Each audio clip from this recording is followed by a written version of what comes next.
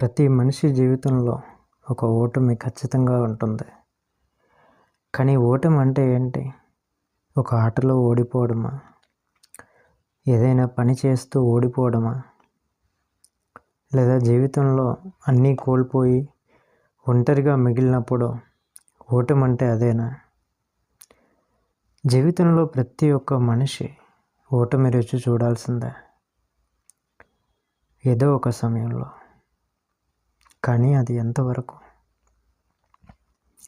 ఆ ఓటమి నీ వల్లే వచ్చిందా, లేదా ఇంకో వ్యక్తి వల్ల వచ్చిందా? ఆ ఓటమి నీ వల్లే వస్తే నీకు నువ్వు తెలుసుకున్న రోజు ఖచ్చితంగా బయటకు వస్తావు.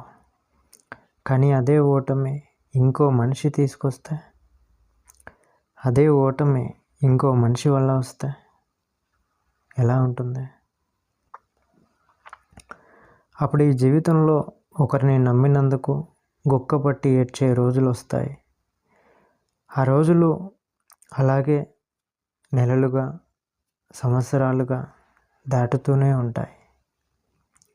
అయినా కూడా ఓటమిని దాటుకొని, ఆ బాధని, కన్నీళ్ళని దిగమింగుతూ దాటుకొని బయటికి రాలేవు.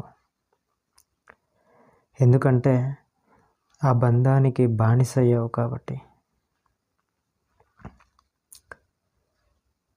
మనిషి ఒంటరిగా స్వేచ్ఛగా పుట్టిన మనిషి తనను తానే బంధించుకుంటున్నాడు.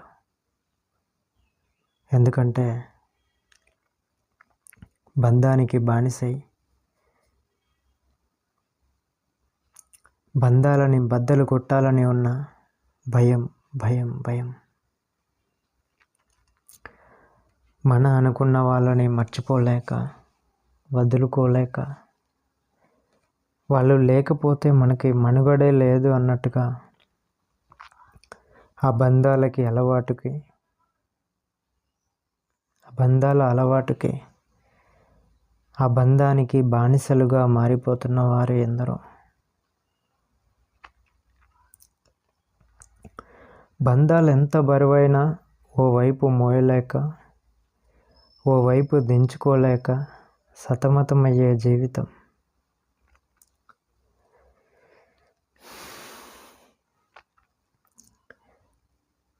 ఓవైపు రోజులు గడుస్తున్న, కాలం కరిగిపోతుంటే, వయసు పైన పడుతున్నా, ఓవైపు కోరికలు తగ్గుతున్నా, అదే బంధాల వైపు ఆశగా ఎదురు చూస్తూ, దాన్నే అంటుపెట్టుకొని, అదే బంధం కోసం, అదే జ్ఞాపకాలతో పిచ్చివాడిగా నాలుగు గోడల మధ్య నలిగిపోతున్న జీవితం. ఓటమంటే అన్నీ ఉండి ఏదో ఒక దానిలో పోరాడి ఓడిపోవడం మాత్రమే కాదు. మనకంటూ చుట్టూ అందరూ ఉండి ఏదో ఒక రంగంలో ఓడిపోవడం కాదు.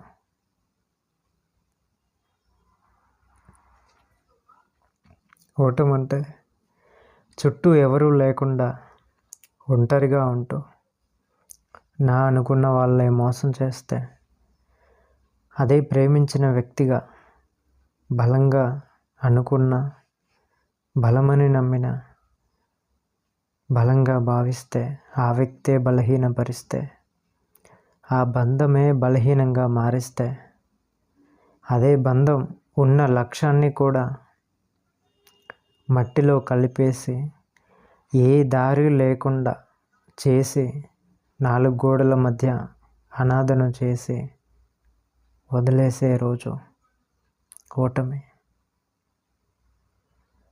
నడి రోడ్డు మీద తన ముందే భిక్షగాన్ని చేసి, నా అనుకున్న వ్యక్తే, ప్రేమించిన వ్యక్తి, ప్రాణం అనుకున్న వ్యక్తే, ప్రేమించిన వాడు తన ముందే నడి రోడ్డు మీద భిక్షగాడిగా మారితే, జాలి, దయ, ప్రేమ, కనికరం లేకుండా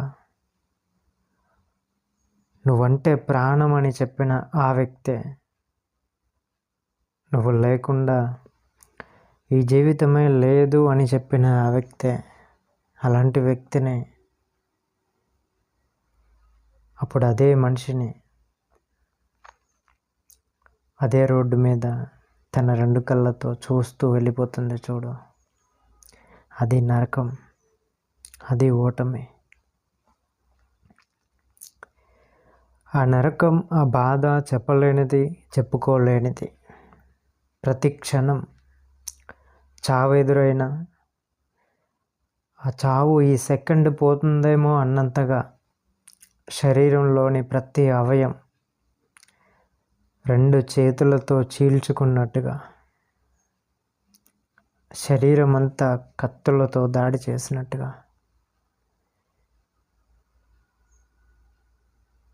చేస్తున్నట్టుగా ఆ బాధతో నరకం చూస్తూ, అప్పుడు 4 గోడల మధ్య ఒంటరిగా చీకటి గదిలో బానిసై, మనిషికి బానిసై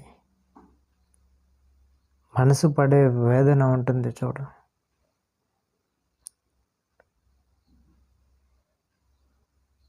అప్పుడు గుక్కబట్టి ఆ కన్నీళ్లతో, ఏడ్చే ఆ కన్నీళ్లతో గుండె పడే వేదన ఉంటుంది చూడు.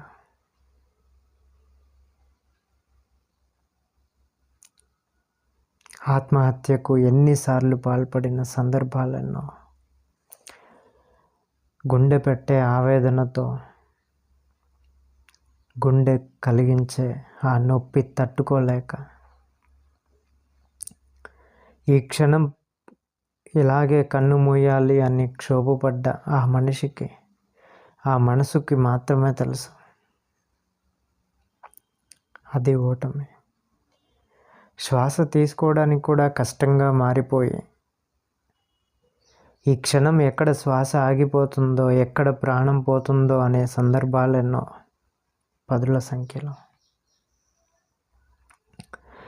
సరే అని ఊపిరి ఆపడానికి కూడా సిద్ధంగా ఉన్న, ప్రాణం పోకుండా ఇంకా అదే వేదనతో, అదే ఆవేదనతో, అదే క్షోభతో, అదే జ్ఞాపకాలతో మనిషికి బానిసై చివరికి పిచ్చివాడిగా చేసేదే అసలైన ఓటమి. మన అనుకున్న వాళ్ళు సర్వం మొత్తం వాళ్ళే, మన బలం బలహీనత వాళ్ళే అనుకుంటే, వాళ్ళే మన సర్వస్వాన్ని పోగొట్టి,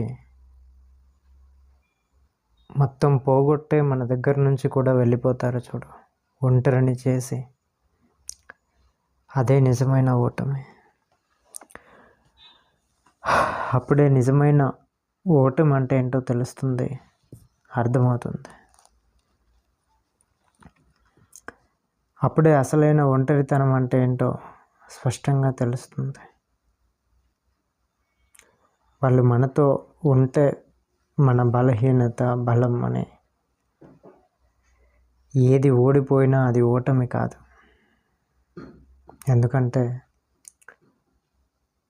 వాళ్ళు ఉన్నంత వరకే ఆ బలం, ధైర్యం, ఆ బలహీనత అంతా మన పక్కనే ఉంటుంది కాబట్టి ఎన్ని ఓటములు ఎదురైనా మళ్ళీ గెలవచ్చు, మళ్ళీ పోరాడవచ్చు అనే ధైర్యం. కానీ అదే బలం, బలహీనత పూర్తి సర్వం ఒకరికి ఇచ్చాక, ఒకరికి బానిసయ్యాక,